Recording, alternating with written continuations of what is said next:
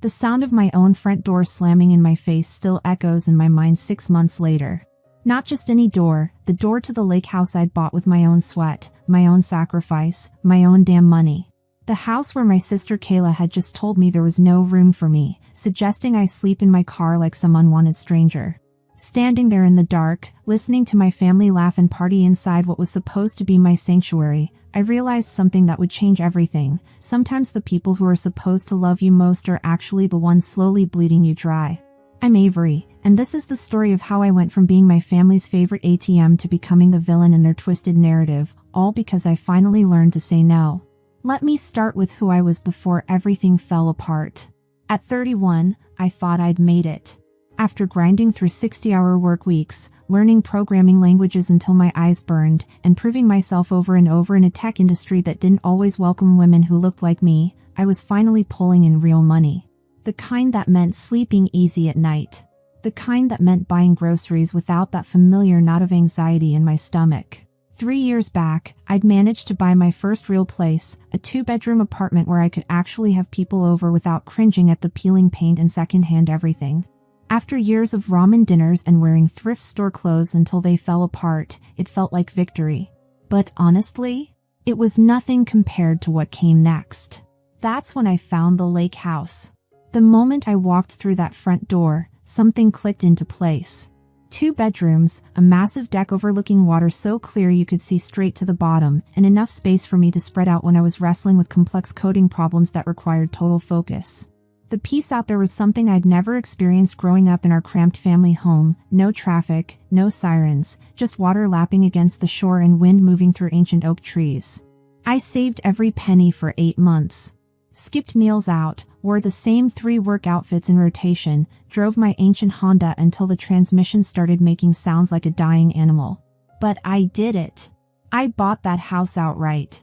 No mortgage hanging over my head like a sword, no monthly payments to stress about. Just pure, clean ownership of something beautiful that was completely mine. Now, about my family. Understanding them is crucial to understanding how everything went so spectacularly wrong.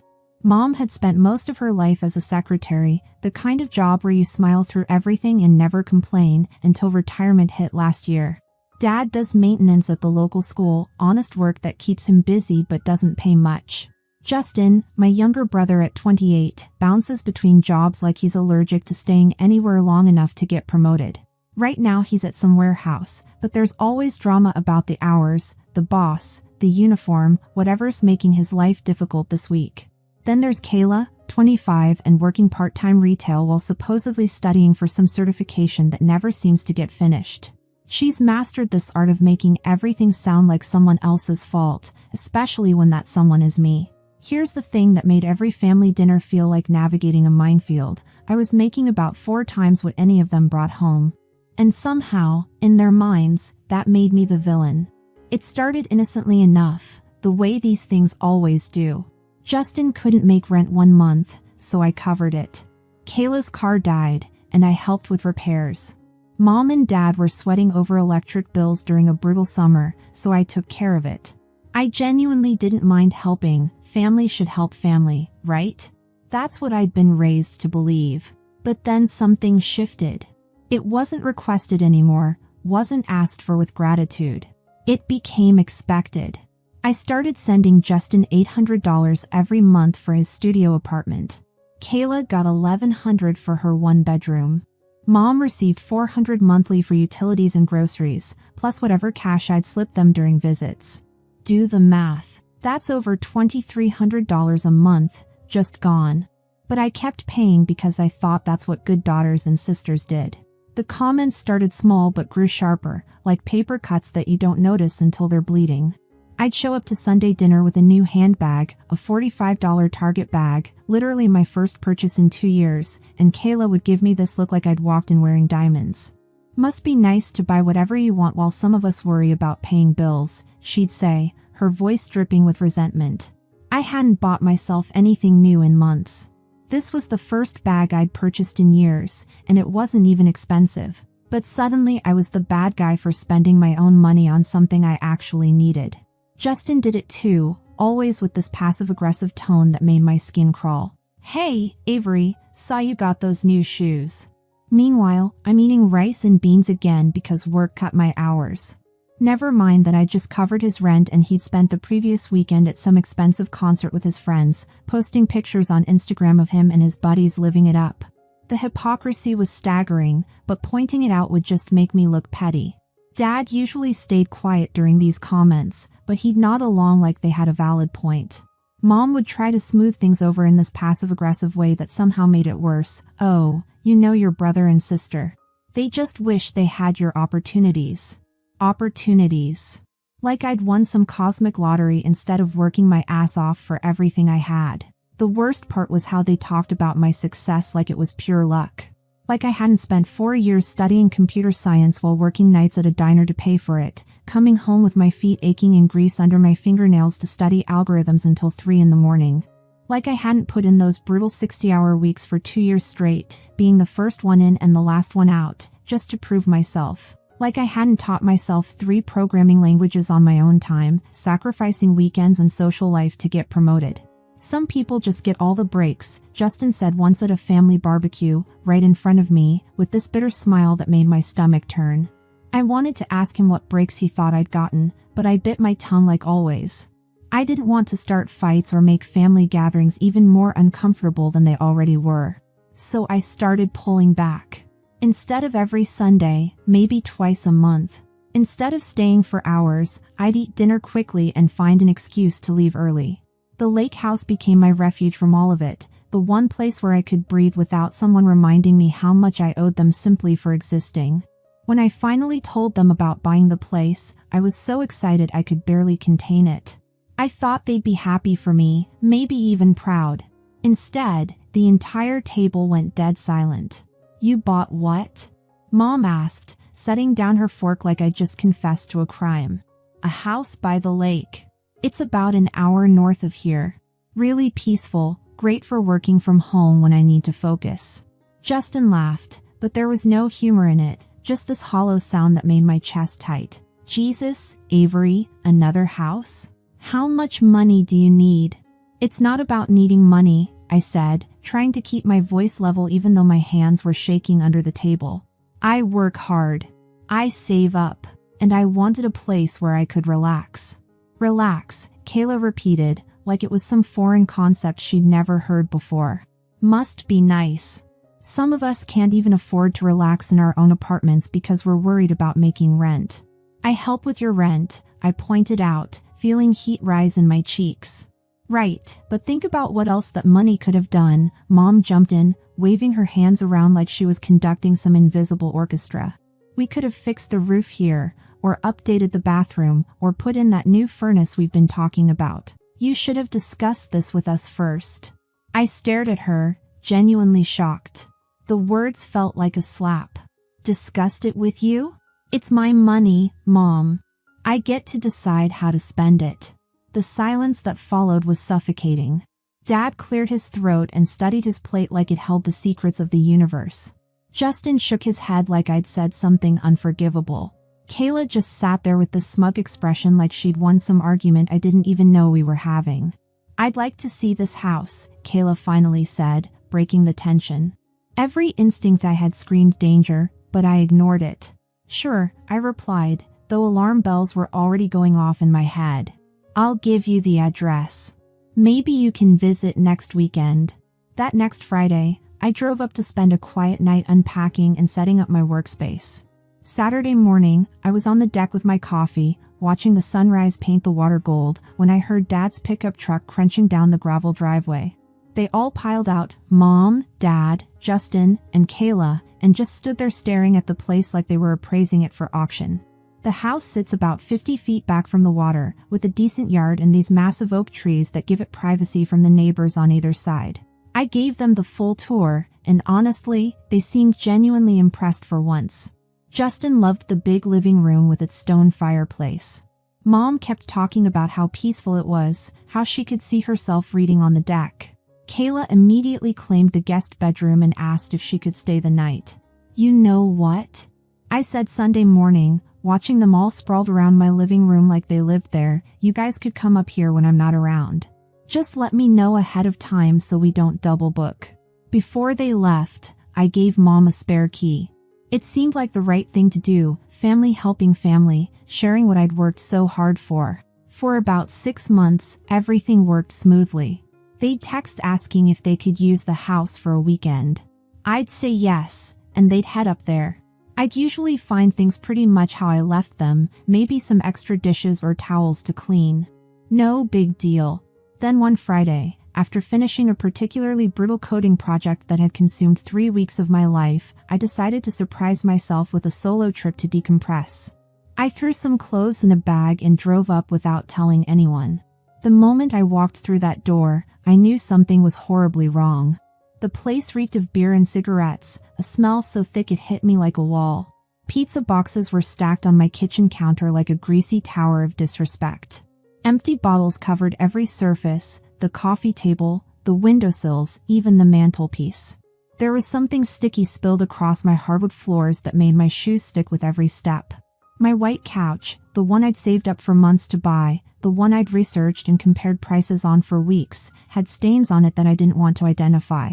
In the guest room, sheets and blankets were thrown around like someone had been having a pillow fight with a tornado. The bathroom was absolutely disgusting, towels soaked and thrown on the floor, toothpaste smeared across the mirror like some abstract art project, and hair clogging the sink drain. I was beyond furious. I walked around taking pictures of everything with shaking hands, documenting the destruction of my sanctuary. This wasn't just messy, this was destroyed. Someone had clearly thrown a rager here and treated my house like a cheap motel room they'd never have to see again.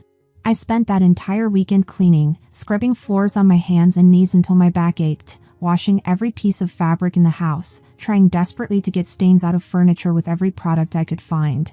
By Sunday evening, my hands were raw from cleaning chemicals and my entire body hurt, but the house was finally back to normal.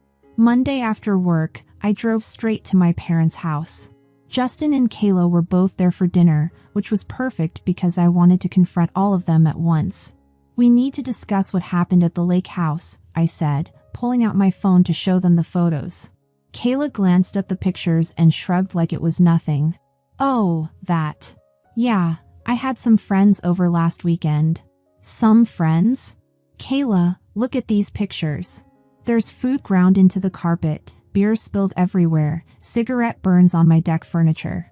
It's your house, Kayla said, waving her hand dismissively. So you should clean it up. I stared at her, speechless. But you made the mess.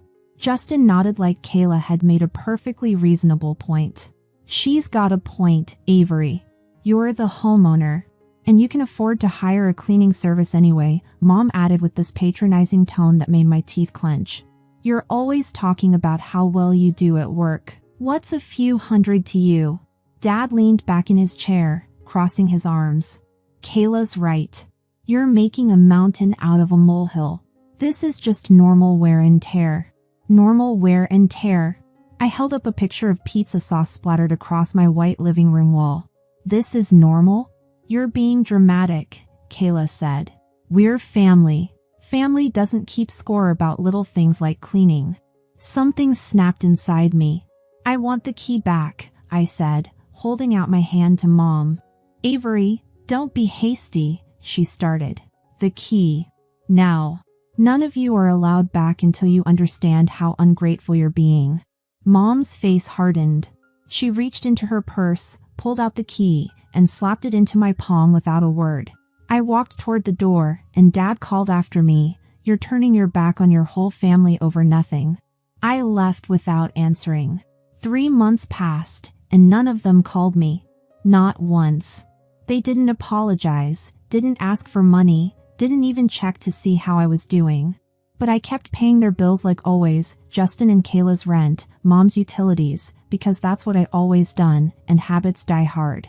I barely went to the lake house during those months. Work was insane, and honestly, the place felt tainted by what had happened.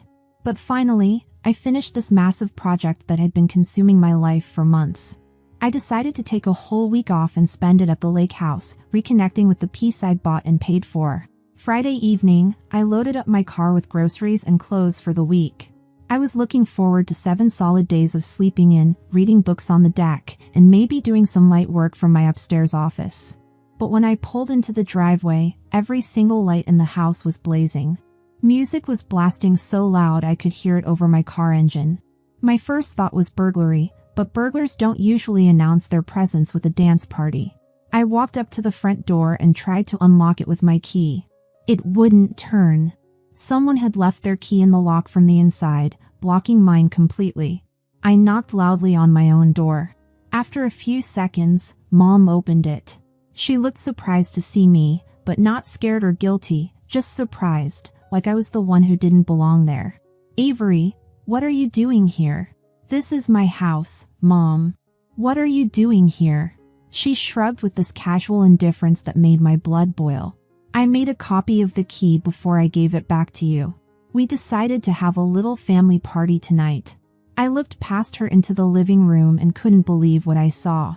The place was packed with people. Dad, Justin with some girl I'd never seen, Kayla with her boyfriend, and what looked like half our extended family. Aunts, uncles, cousins I only saw at weddings, they all waved at me cheerfully and went back to their conversations like this was completely normal. "You made a copy without telling me?" I asked, my voice rising. "Don't spoil everyone's good time," Mom said, still blocking the doorway. "We'll be out of here Sunday night. I want to come inside. I have bags in my car and I need to put my stuff in my room." That's when Kayla appeared next to Mom with the sickeningly sweet smile that I wanted to wipe off her face. "Sorry, there's no room for you. We've got people sleeping in both bedrooms and the couches are all taken. If you really need to sleep somewhere, you could always use your car." Before I could find words, Mom and Kayla stepped back and slammed the door in my face. I walked back to my car and sat there for about 10 minutes, trying to process what had just happened. Part of me wanted to call the police right then and have them all arrested for trespassing. They had no legal right to be in my house. I had taken the key back, told them they weren't welcome, and they had made an unauthorized copy. But they were still my family. As angry as I was, the thought of watching my parents get handcuffed and put in a police car made me physically sick. So I made a different choice. I drove home to my apartment, unpacked my week's worth of clothes, and sat down at my computer. I logged into my bank account and started canceling things.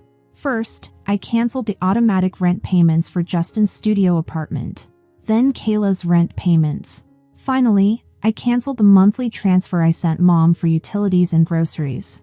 It felt good. Really, really good. For 3 years, I'd been sending them over $2,300 every month, and what did I get for it? Snide comments about my spending, lectures about how I should share more, and now this, being locked out of my own house and told to sleep in my car. Saturday and Sunday crawled by. I tried to distract myself with Netflix and cleaning my apartment, but I was dying to know what was happening at the lake house. Sunday evening, I checked Kayla's Instagram.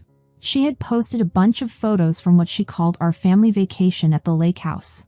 Not Avery's lake house or my sister's place, just the lake house, like it belonged to all of us. The photos showed exactly what I expected: people drinking on my deck, someone doing a cannonball off my dock, a group shot in my living room with everyone holding beer bottles and grinning like they'd won the lottery. The caption said, "Best family weekend ever. Back to reality tomorrow." Monday morning, I drove back to the lake house. They were gone, but the damage was obvious. Empty bottles and cans everywhere, food ground into the deck, cigarette butts floating in the lake near my dock. The inside was even worse than after Kayla's first party. It took me the entire day to clean everything again. Tuesday morning, I called a locksmith. "I need all the locks changed on my house. Can you come out today?" He showed up around noon and replaced every lock, front door, back door, and the deadbolt I'd installed when I first bought the place. Then I called a security company. "I need a full alarm system. Motion detectors, door sensors, and cameras around the whole perimeter." They came out Wednesday and spent the whole day installing everything. Cameras at every corner of the house, motion sensors in the yard, door alarms, and a control panel that would send alerts directly to my phone. If anyone so much as stepped on my property without permission, I would know about it immediately. I spent the rest of that week at the lake house, finally enjoying the peace and quiet. The new security system made me feel safe, and honestly, it was incredible to be there without worrying about my family showing up uninvited. None of them called me, not once during that entire week. They either hadn't tried to pay their bills yet, or they had money saved up and didn't realize I'd cut them off. Either way, the silence was telling. They only contacted me when they needed something. The next Friday evening, I was back in my apartment making dinner when my phone buzzed with a security alert. I opened the app and watched the camera feed from my lake house. Dad and Justin were walking around the house, trying to look in windows. Mom and Kayla were standing by the front door. Then Justin tried his key in the lock. When it didn't work, he tried again, jiggling it and pushing on the door. Dad came over and tried his own key. Nothing. My phone started ringing, Mom's number. I didn't answer. Then Kayla called, then Justin. I ignored all of them. On the camera, I watched Dad and Justin walk around to the back of the house. They found the sliding door that leads to the deck and tried to force it open. When that didn't work, Justin picked up one of my patio chairs, and I realized he was about to break the glass. That's when I called 911. Someone is trying to break into my house, I told the dispatcher. I'm watching them on my security cameras right now. Are you at the property? No, I'm at home in the city, but they're definitely trying to break in. One of them just picked up a chair and looks like he's about to smash my sliding door. We're sending officers to the location now. I stayed on the line and kept watching the cameras. Justin smashed the sliding door with the chair and stepped through the broken glass into my living room. Dad followed him. A few seconds later, they unlocked the front door from the inside and let Mom and Kayla in. I watched my family spread out through my house like they owned it. Kayla went straight to the kitchen, opening cabinets. Mom headed upstairs to the bedrooms. Dad was examining my new alarm control panel, probably trying to figure out how to turn it off. Then I saw the police cars pull into my driveway, lights flashing. 2 officers got out and approached the front door with their hands on their weapons. What happened next was exactly what I had been afraid of, but also exactly what they deserved. The officers shouted commands. My family came out with their hands up, looking confused and scared. Within 10 minutes, all 4 of them were in handcuffs, sitting in the back of police cars. My phone rang, the police. Ma'am, we've detained 4 individuals who broke into your property. They're claiming to be your family members. Can you confirm their identities? I looked at their names and birth dates. Yes, those are my family members. Did you give them permission to enter your property tonight? No. I specifically told them they were not allowed on my property. They made unauthorized copies of my keys, so I had all the locks changed and install the security system. We'll need you to come to the station to file a formal complaint. Can you be here tonight? I'm not feeling well, I lied. I'll come in first thing tomorrow morning. I hung up, poured myself a glass of wine, and turned off my phone. For the first time in years, I went to sleep with a smile on my face. Saturday morning, I took my time getting ready. I made myself a nice breakfast, read the news, and genuinely enjoyed the fact that my family had spent the night in jail while I slept peacefully in my own bed. Around 10, I turned my phone back on. 37 missed calls. Dozens of frantic text messages from numbers I didn't recognize, probably other relatives trying to reach me. I deleted all the messages without reading them and drove to the police station. The officer at the front desk led me to a small room where Detective Sullivan was waiting with paperwork. Ms. Carson, your family members are asking to speak with you. They've been here all night and they're pretty upset. I'm sure they are. Before we go any further, I need to ask, do you want to press formal charges for breaking and entering? This is a serious felony charge. They could face significant jail time. I thought about it. Part of me wanted to see them face real consequences for once, but they were still my family, even if they were terrible people. I don't want to press charges, I said finally. Detective Sullivan shrugged and made notes. That's your choice. We'll process their release, but it might take a few hours. They're asking to speak with you before you leave. Bring them out. A few minutes later, another officer brought them into the room.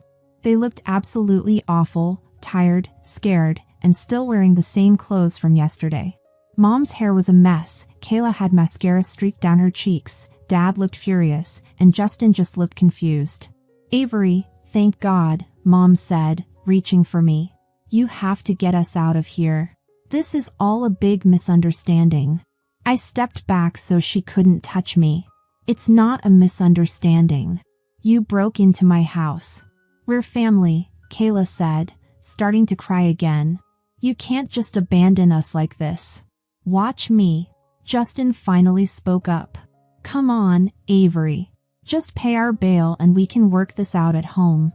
I'm not paying anything. You want out? Figure it out yourselves. Dad slammed his hand on the table. You're really going to leave your own parents in jail? You're really going to break into your daughter's house and then act like the victim? We just wanted to use the house for the weekend, Mom said weakly. The house I changed the locks on after you made unauthorized copies of my keys. Because you trashed my house twice and refused to clean up after yourselves. Because you told me to sleep in my car outside my own house. Kayla stopped crying and glared at me. You're being ridiculous. It's just a house. It's my house that I bought with my money. Money that I've been sharing with all of you for years while you complained that I didn't share enough. They all looked at each other, trying to figure out what to say next. And just so you know, I continued, I stopped paying all your bills. Justin, your rent check bounced this week. Kayla, yours too. Mom, I'm not sending you utility money anymore. You want my money? You should have treated me better. The room went completely silent. Mom's face went white. You can't do that, Kayla whispered. I already did. Have a nice life. I walked out of the police station and drove home. Over the next few weeks, my phone rang constantly with calls from relatives I barely knew. My cousin Melissa called to tell me that Mom and Dad had promised to let her use my lake house for her engagement party. You should have asked me first, I told her. But they said it was okay. They don't own my house, Melissa. They have no right to promise it to anyone.